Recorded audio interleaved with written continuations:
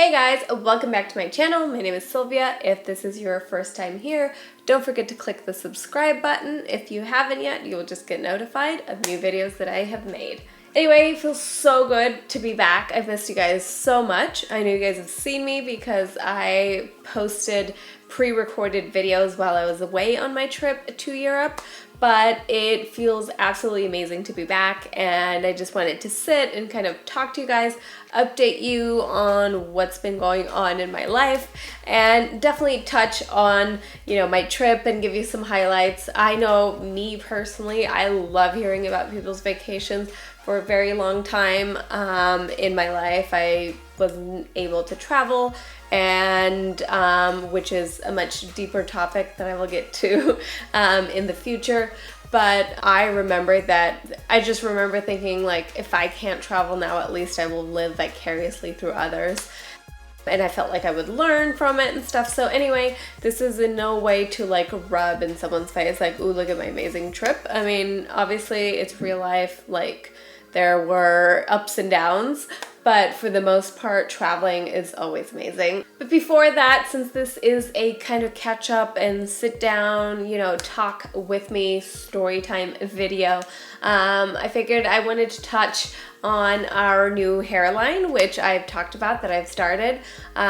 Things are actually finally moving, and we've been in contact with the people that, we're creating this with. Anyway, we have settled on a name, and we've decided to go with by Reis. Just simple, it's easy.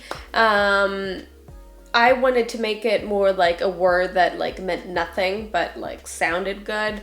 And when we asked you guys what you guys thought, you guys were so much more on the like make it personal, make it like about you. A lot of you guys suggested Ellebangs, but I feel like Ellebangs is already like the name of my salon. It's the name of like YouTube, and it's like my registered like business thing. So it was just it would almost be confusing, because when I said Ellebangs, it would have been like, which one are you referring to? So at least this is personal, and it's definitely what you guys have, kind of been pushing me more towards. So I hope you guys are happy with that. Obviously it's not set in stone yet, so if you guys still have other suggestions, or if you have a problem with that, do let me know. As I've said before, and I continue to say, I want this line to be like us. It's not just me.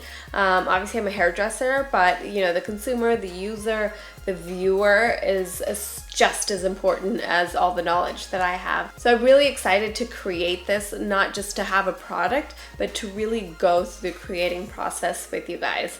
And I want you guys to feel as involved and like that this is yours just as much as it is mine. So as far as the product line goes, the progress we have made is I've sent a detailed description of the ingredients and benefits I want in these products, and a list of like chemicals that I don't want in these products. So it was very, very detailed. I was almost afraid that when they received my email that it was going to be like, whoa, like this person is crazy and way OCD, and like she has like an exact way of how this wants to be, how this needs to be done. But in actuality, that's exactly what it is. Like, I'm going to be very, very picky with the formula. So that's where we are right now. And in the meantime, I've realized that I need to create like a forum or a group where we can chat about this, where we can all go and talk about hair stuff. It can be tips, it can be questions, it can be tutorials, like it can be stuff you found on Pinterest, it can be honestly like anything. But I want this to be a community about hair. I want other hairdressers on there. If there's hair questions, if you ask a hair question, if there's another hairdresser that knows, like feel free to just answer. Like I want this to be something that we can all like learn from, where we can inspire each other, and really just be about hair. I also want like this to be the place where you guys can give me input. So anytime that I have a poll or something for, the product line, and I want to know like, hey, what do you guys think about this scent, or, something like that. I just feel like I need something where if you guys are there, you guys are interested in the line, you guys are really passionate about hair.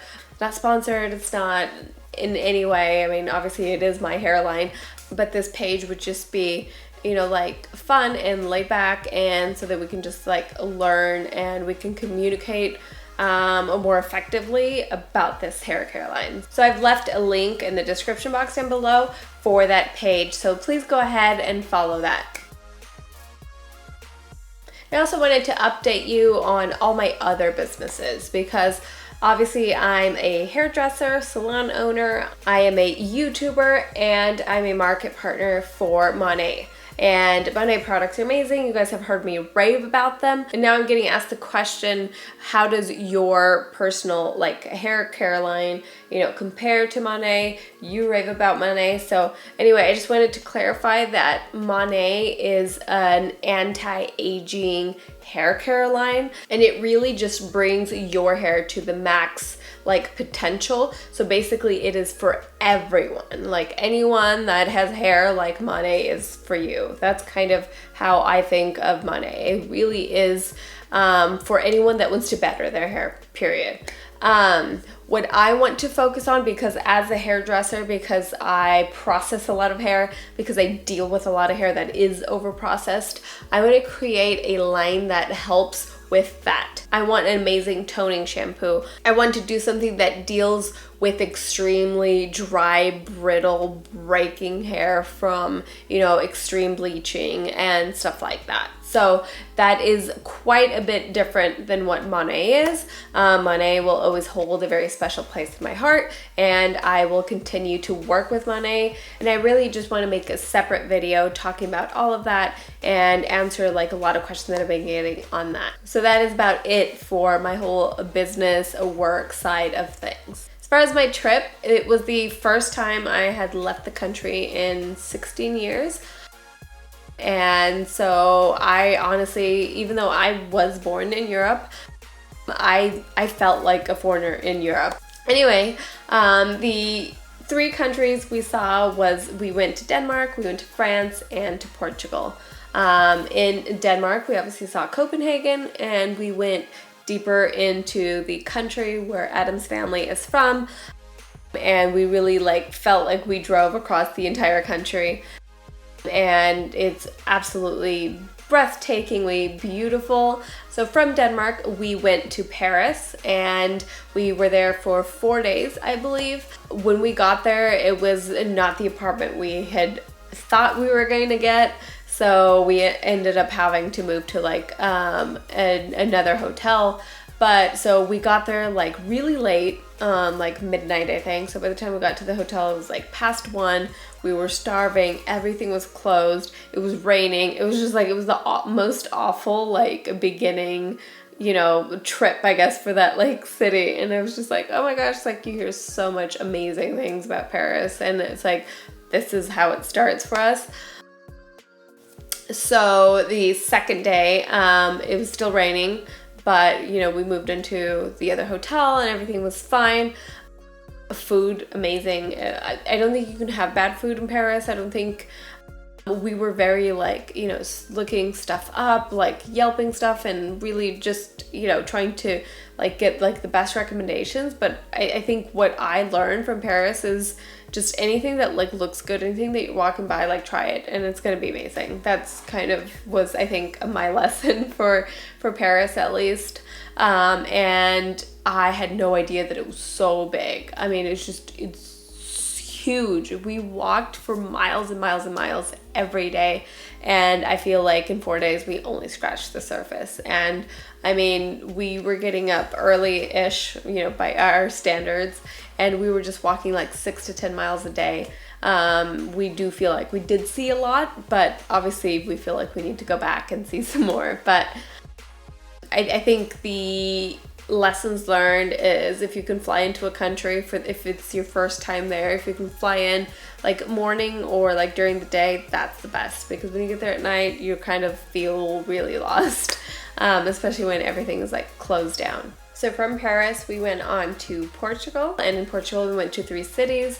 We were first in Lisbon, in Alfama, exactly, which is these very narrow streets, super charming, probably like the oldest looking city I've ever been to. It's extremely picturesque. We got an Airbnb like smack dab in the middle of like nowhere in this like little city. It was actually a big city, but it was like this teeny tiny like neighborhood. And it was so amazing because when we got there, we were like, our cab couldn't even drive up, you know, to our apartment because it was just these teeny tiny narrow streets. And that's what I wanted. I wanted us to feel like just like the locals and really just like culture clash kind of. But it was amazing that like the second we opened, you know, the door to our apartment, it was like this super modern and really cool looking apartment. So, you know, I think the juxtaposition from, you know, like the old world on the outside, but then, you know, all the, you know, amenities and everything that you need. So it was just a good feeling. So we had a lot of fun eating, taking pictures, just breathtakingly gorgeous views everywhere we went.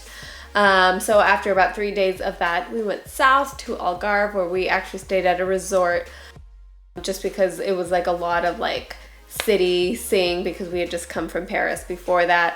We spent 2 days there. Obviously the prettiest beach I think I've ever been to. So just, it's beautiful. It's even more beautiful in person. You know, like when you see like a location in a picture and then like you want to get there, and when you finally get there, it's like not as pretty. Well, this is like the complete opposite. I was like, oh my gosh, it's like the poster but like better. It was just so gorgeous. Then we headed back north, and we spent a few days with my family, which obviously again is so great and such a blessing to be able to spend a few days with my family, for Adam to meet my extended family and for them to meet, you know, Adam. So it was just an amazing time. And from Portugal, we went back to Denmark. We hadn't seen Copenhagen yet, so we spent an entire day there. So we had flown into Denmark and we were flying out of Denmark also. So that was why we started and ended our trip there. Another tip that I have, don't do that. It was a lot of flying. We saw 3 countries and like 6 cities. But I think had we like taken off, you know, from Portugal like back to the US, it wouldn't have been as bad. It was just like at the end when you're kind of like reaching the end of your trip, like the only other flight you want to do is just to get back home. So it was a lot of flying. It was like San Francisco, Sweden, Denmark, Paris, Lisbon, and then Lisbon back to Copenhagen. So it was a lot of flying. But I do have to say that I love Denmark so much, and I honestly wasn't expecting to. Adam's always said like, oh, it's so boring, you know, there's nothing to do there. So I honestly was just excited, you know, to see the house he grew up in and his, you know, family. I wasn't, you know, I guess expecting too much, but maybe that's what he was trying to do. So I was absolutely stunned by how much I ended up loving it. It just, everything about it, I don't know, like I think the best way to describe it is it looks like it's straight out of a storybook. I mean, from the roads to just the way people act, everything just seems to act and be as it's supposed to be. Like, again, the way you would read in a storybook. Like, I just feel people are well-mannered. I think even kids are well-mannered. I don't know, just like everything is landscaped and beautiful, and I'm going to say this because it's okay, because I've said it to Adam and he thinks it's hilarious, but honestly, the hottest men on earth live in Denmark, and that's just my opinion, obviously, but or maybe I have a very specific type, but holy crap, it was like literally like 9 out of 10 men were good looking, and it was just, I mean, I don't know, like, not Paris, not New York, not Chicago, not LA, just, I don't know, like, I'm just trying to think of the cities that I visited that you would assume there would be very good looking men, but honestly, yeah, just, so, Danish men, congratulations, you've got my pick for best looking men from at least the cities that I visited. So anyway, for anyone that agrees with me, give me a thumbs up. If you have traveled anywhere else that you think has, you know, the most beautiful people, and not just that, just anything that you have to share on any trip that you've been on. I absolutely love hearing people's like suggestions, people's tips on like travel. Even if you're not about to travel now, it gets you excited for like a next trip. So I think just travel talk in general is something that people come together on, much like food. I would love to know where you guys have gone this summer, or a trip that you were planning, or a trip that you've always dreamt of going on. Do leave that down below, not just to inspire me on where to go next, but everyone else reading it. So I hope you've learned a little bit more about me. And as always, I will see you in the next video. Love you. Bye.